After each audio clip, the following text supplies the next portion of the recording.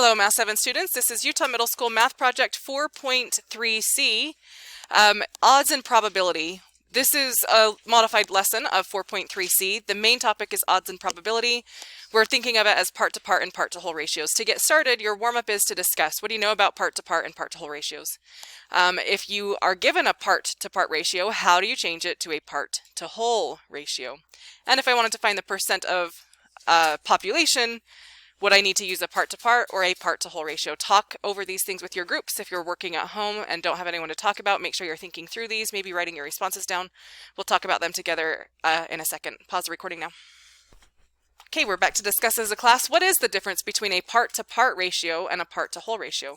What's that difference? Loroya? The part-to-part is like 2 ingredients in a recipe compared to part-to-whole is like eggs compared to everything else. Okay, that is a great example. So if we're looking at a recipe, a part-to-part would be something like sugar to flour, 2 different ingredients being compared together. If it's a part-to-whole, now we're comparing eggs to the total amount in the whole entire thing. So 2 eggs to the whole 3-cup recipe or something like that. That's exactly right. Part-to-part, we're comparing 2 different parts, and a part-to-whole, we're comparing a part to the grand total.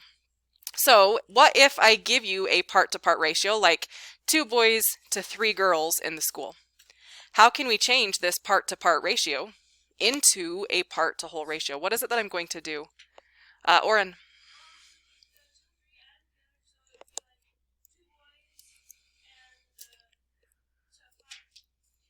Yeah, exactly. Yeah, we add the parts together. Parts plus parts equals the whole entire thing.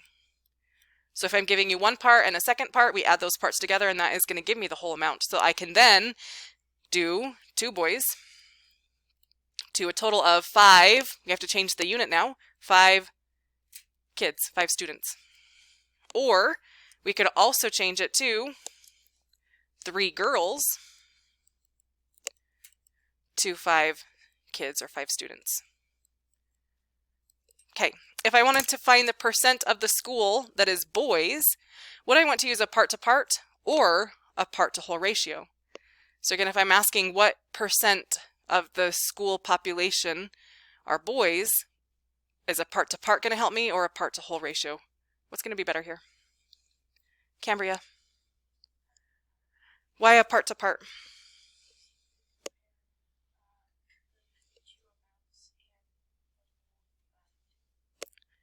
But what about a percent though? Like if I'm looking not just for being able to compare, because if I'm making a comparison, that is going to be great. But what if I wanted to find the percent? If a problem says what percent of the school are boys? Is working with 2 to 3, 2 boys to 3 girls, is that going to be better? How do we write a percent that way? You don't know. Okay, let's go to Luke. Luke, what would you say? I would say use a part-to-whole ratio. Why? Because if you have your whole, which is 50, and then you have 30 boys, you could check because 50, if I guess half, yeah, 1/2 would be a percent, would be 1% of it. So I'm confused by that part. 1/2 of a percent would be 1% of it. What does that mean? So what I mean is, because you already have the whole. Okay, we have the whole. Part-to-part ratio, you would just have that extra step of adding instead of just going straight and finding the percentage. So you're saying we need the part-to-whole. So even if I have a part-to-part, we can use it. We just have to take the part-to-part, change it to a part-to-whole. Okay, last thought, Gideon. I'd say part-to-whole, because let's say you have 5 boys, and if you're doing a part-to-part, there's 5 boys, and let's say 95 girls. That's just harder than 5 boys to 100 kids in total, which would make 5%. Okay. Okay, so we have 2 that are saying it's a part-to-whole ratio, 1 saying it's a part-to-part. And here's the key that answers that question. Percent of the school. So when we're talking about a school, are we talking about just boys or just girls? We're talking about everybody, right? So we're looking at the percent of the school that tells us right here, this is a whole amount. So that's why if we can start with that part to whole, it saves us a step. What if I give you a part to part? Does that mean we can't do the problem? No, as Luke pointed out, it just means we have to take an extra step, change our part to part to a part to whole. And then once I have a part to whole, then since the school is a whole group of students, that saves us that step there, and we can then write a percent. So today we are going to be doing percents. So what I want us to do is take that whole discussion, let's put it on our notes now. Part to part ratio, part to whole ratio, we'll go an example of part to part, an example of part to whole. Okay, here's what I would like you to write down here. Part to part ratio is a ratio. Remember that ratios are comparisons, so we're already comparing things, but it's a ratio that specifically compares pieces, and by pieces I mean parts of a whole. I just don't want to keep on reusing the word part in our definition. So we're comparing pieces to other pieces.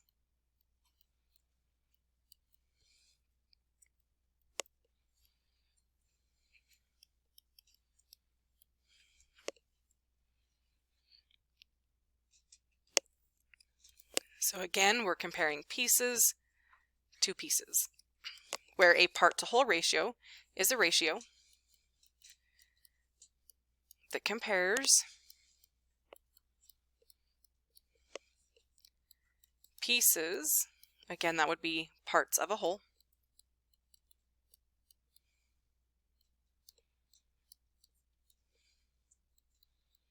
this time we're comparing those pieces or parts of a whole to the whole, that would be the total amount. I'm going to try and color code throughout this lesson.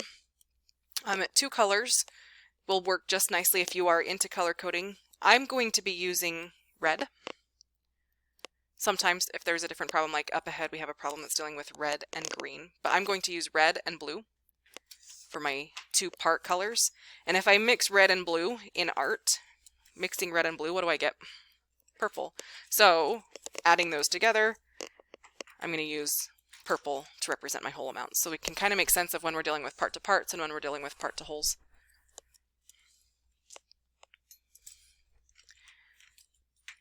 So an example of part to part and part to whole, starting here with part to part, I would say probably red markers, not markers, I'm sorry, red marbles. Because we're dealing with odds and probability, so we're going to be dealing a lot with like putting things in a bag and pulling it out, and what do we get? Marbles are great for that. Red marbles to blue marbles.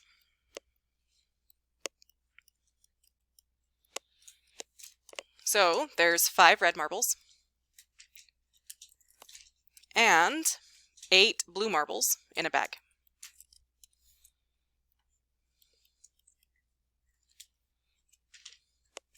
So our part to part ratio would be 5 to 8.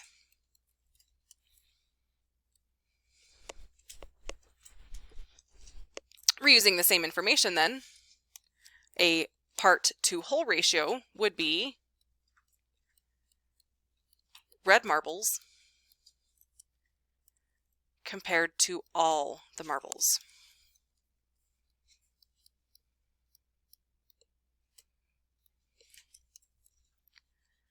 So it would still be 5 red. We just need to remember that if we have 5 red and there's 8 blue marbles, the total of all of those marbles is going to be 13.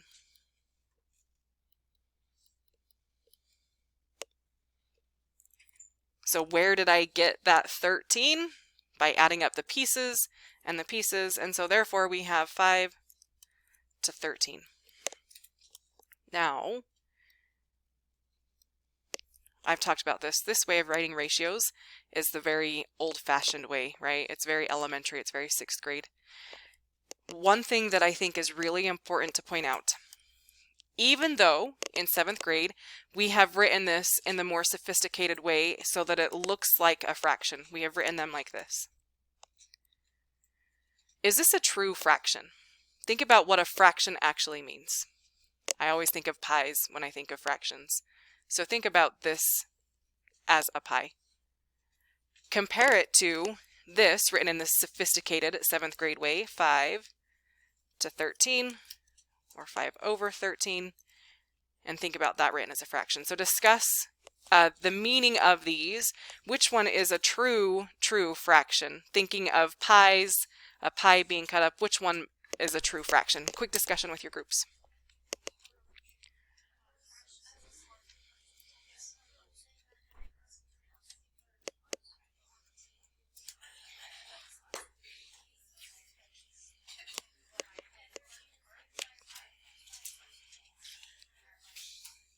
Okay, come on back to me. The discussion that I heard is this is the one that's a true fraction, because this is really a part to whole. That's what a fraction is. This would, if we have a pie and we cut it into 13 pieces, 5 of those pieces would be red. They would be eaten, or they would be the ones that are still left over, or something like that. But we would have 5 out of our 13. This would be a pie that's cut into 8 pieces, and 5 of those pieces are special. But really, truly, the pie, if we look at the whole pie, it doesn't have just 8 pieces, right? It just has 8 of those pieces are blueberry and 5 of those are raspberry or something. So this one is the true fraction. And I think that this is important to recognize, just because we've been dealing with ratios written like this a lot, but they haven't been true fractions. This one is a true fraction because it's a part out of a whole. This one just looks like a fraction, which is why those units of measure have always been so important.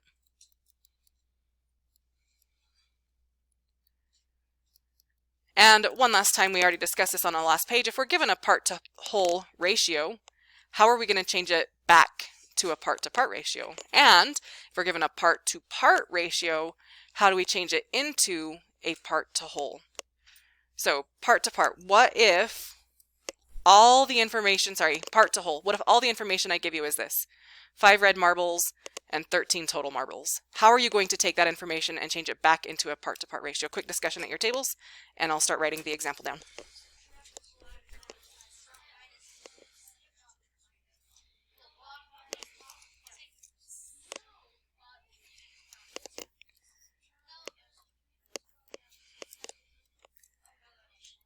And I got something like this. This is what I heard. I heard you're going to subtract, right? The whole amount minus the part is going to give you the other part. So if all I give you is that it's 5 red marbles to 13 total marbles, we take the 13 total, we subtract out the one part that we know, 13 minus 5, that is equal to 8. That tells us when we take out the one part, we know that we've got this other part that's still left.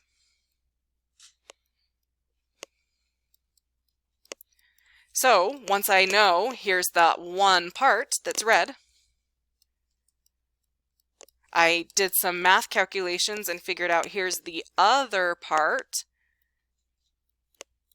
That's how we can turn our part to whole ratio into a part to part. We need to do that subtraction. Which, by the other token then, what if I give you that part to part ratio like we saw in our warm-up? How do I change that into a part to whole? What am I going to do here?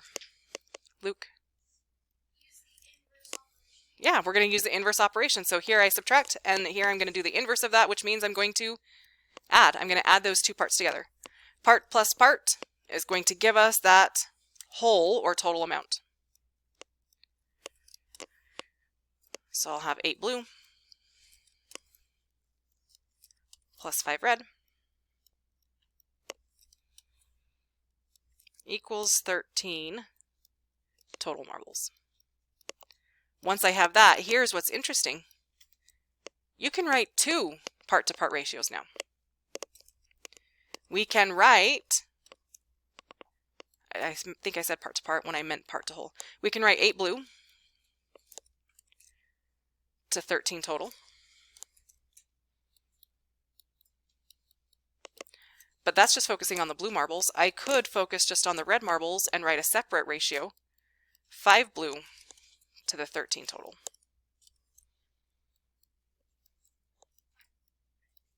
I used red ink, so it counts, right? No? It counts. 5 red to 13 total. Okay, how do we feel about part to part and part to whole? Okay, you're going to prove it with these next couple of questions. Let's see how we do on them.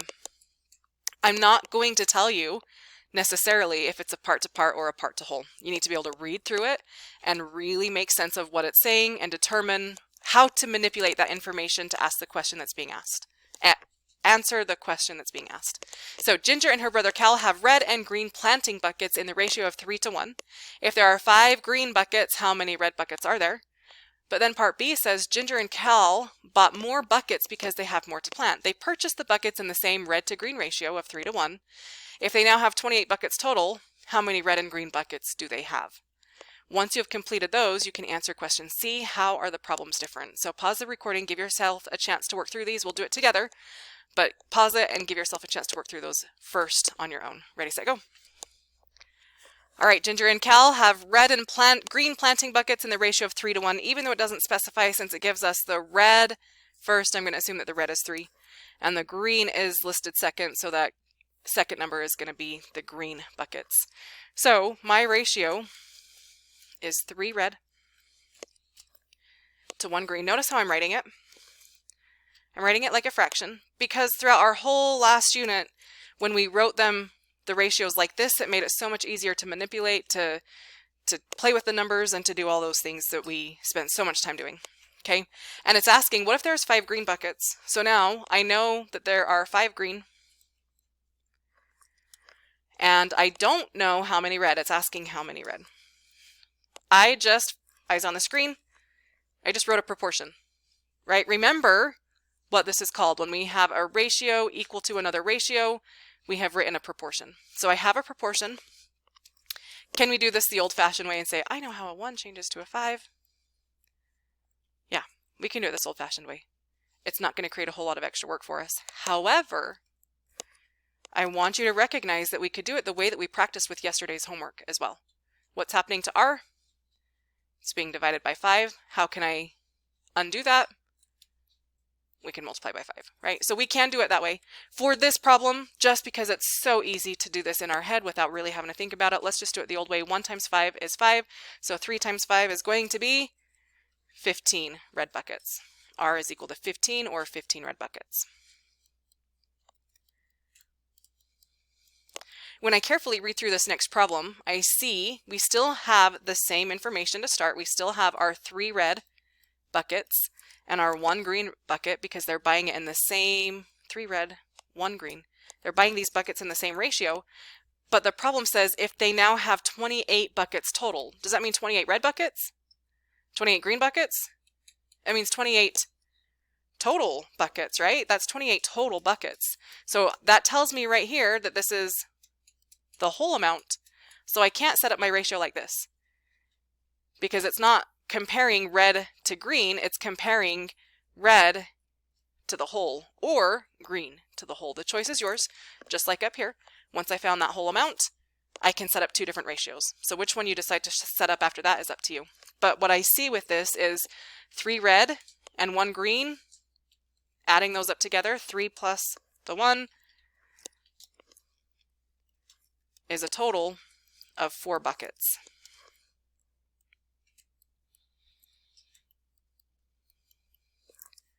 So now I'm going to set up my ratio, 3 red to 4 total. Who set theirs up in a similar way? Okay, and this is just the beginning of that problem, 3 red to 4 total. Now I go back and I read that problem again, and it says there are 28 buckets total.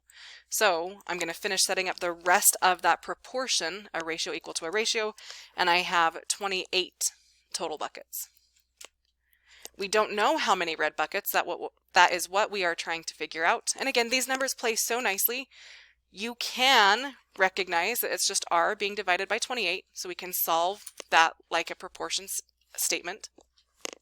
We can also, since these numbers play so nicely, we can see that 4 multiplied by 7 is 28, so we can do equivalent ratios here. 3 multiplied by 7 is equal to, that's going to be 21. And if there are 21 red buckets, and there are 28 buckets total, it's easy to see then that there are going to be 7 green buckets. So 21 red buckets, 7 green buckets. How are these problems different?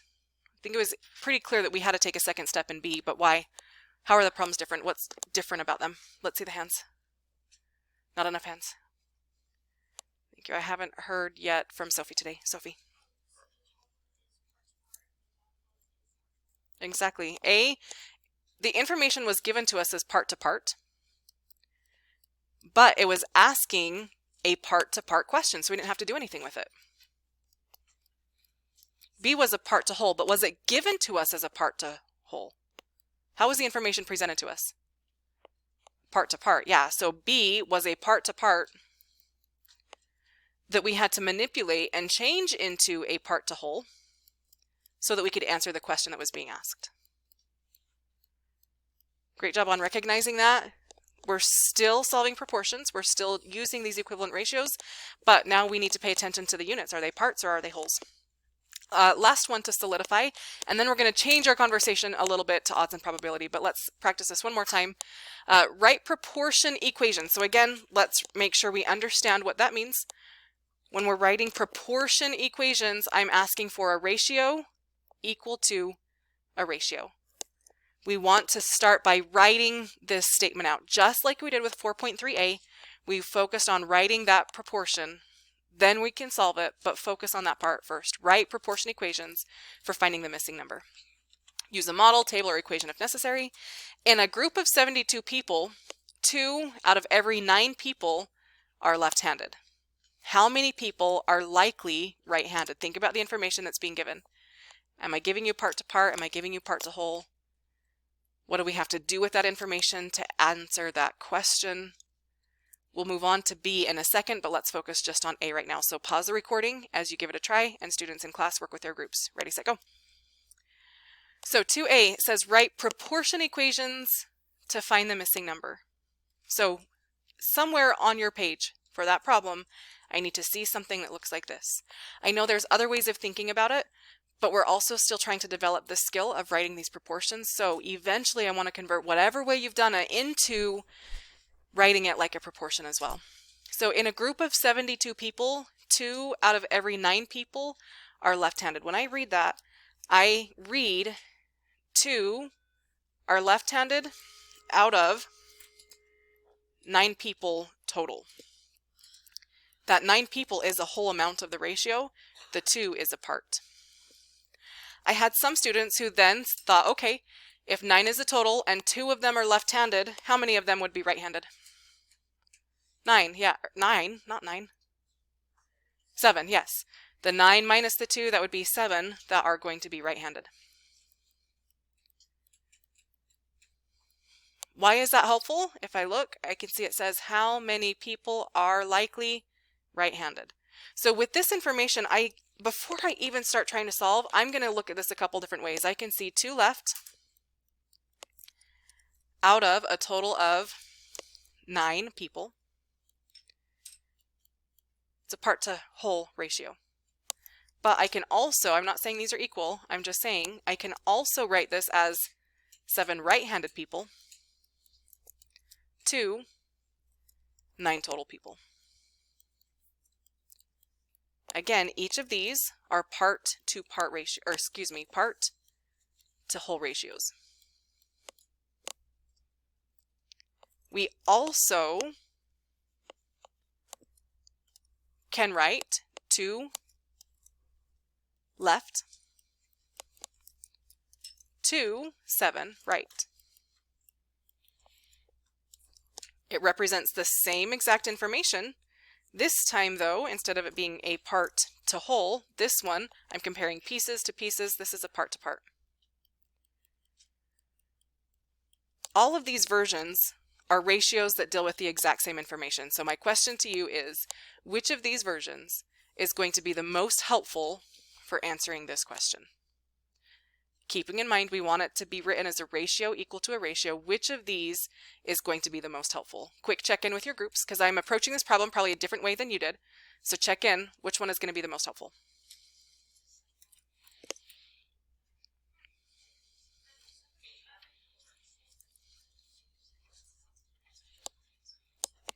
Okay, now come back to me.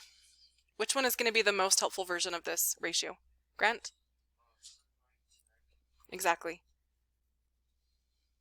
So before I even solve, I was looking at all these versions trying to figure out which one is going to be the best. In a group of 72 people, 2 out of every 9 are left-handed. I wrote a different part-to-whole ratio, and I wrote the part-to-part. How many people are likely right-handed? The question is asking about right-handed people, but it's also telling me that there's a total of 72. So that tells me I'm comparing right people to the total, and this is the version of that that I want to use. So going back to the beginning then, I'm going to have 7 right-handed people out of a total of 9 people is equal to that total, a group of 72 total people. And we're trying to figure out how many of them are going to be right-handed. Again, lots of ways that we can do this. We can use our old-fashioned equivalent ratios. 9 multiplied by 8 is 72, so 7 multiplied by 8 is 56. Even if you did it a different way, did you get the answer that there are likely 56 right-handed people? Okay, that's all that matters. Just keep in mind, I really, really want us to focus on our proportion equations. With that in mind, please finish up part B. Focus on eventually writing this proportion. If you want to take the time, separate these out like I did here, choosing which one is going to be the best. Eventually, I want you to write this. So pause recording one more time. Let's focus on B now. 5 out of 8 students voted for Jose. The other students voted for Carlos. If 39 students voted for Carlos, how many students voted in all? Write out these first if that helps. Pause the recording now. Ready, set, go. All right, 5 out of 8 students voted for Jose. 5 out of 8, that tells me I have 5 for Jose out of a total. This is a part 2 whole.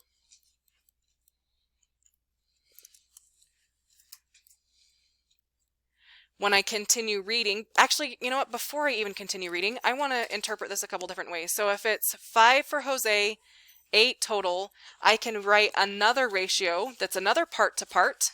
The other students voted for Carlos, so I'm going to have a Carlos to the total. If I voted for Jose, how many voted for Carlos? 3, yeah. So that's still the 8 total, it's just 3 now are voting for Carlos. These are my part to wholes. There's one more that I can write, a part to part. What is that part to part ratio going to look like? Cambria. 5 to 3, so you want to write it as Jose to Carlos, that's going to be 5 to 3. Fantastic. Which one of these, and then we can finish up, which one of these versions of the ratios is going to be best for answering the question? If 39 students voted for Carlos, how many students voted in all? Trace, which one would be best?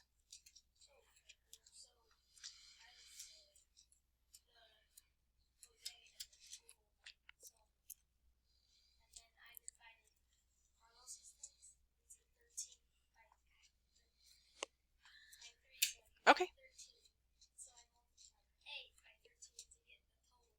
Great. So is there a way that we can use Jose in total? Can we use this ratio to answer the question?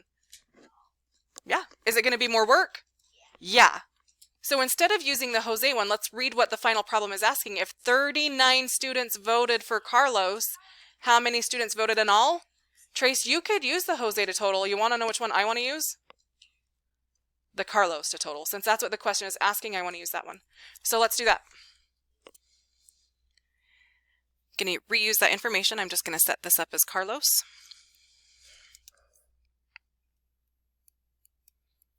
which is 3 students, to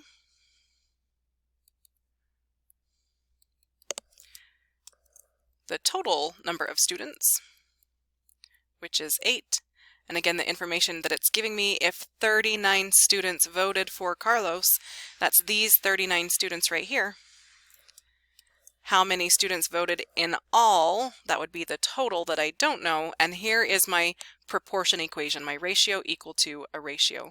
Now, when solving this one, again, we can use the old equivalent ratios way, or we can practice what we did in our last lesson. We can flip this ratio and solve it that way. These numbers, once again, are nice and easy to play around with. So how does a 3 change to a 39? Trace mentioned we multiply by 13. And 8 times 13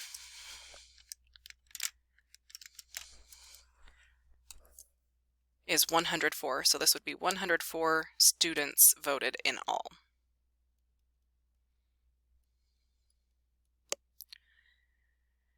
That is going to be it for this video. Our next video is going to cover odds and probability. So taking all of this that we've learned about part-to-part ratios, part-to-whole ratios, and now applying it to a new concept, odds and probability. So we're going to continue with that tomorrow. That's it for this video. Thanks for watching. We'll see you next time.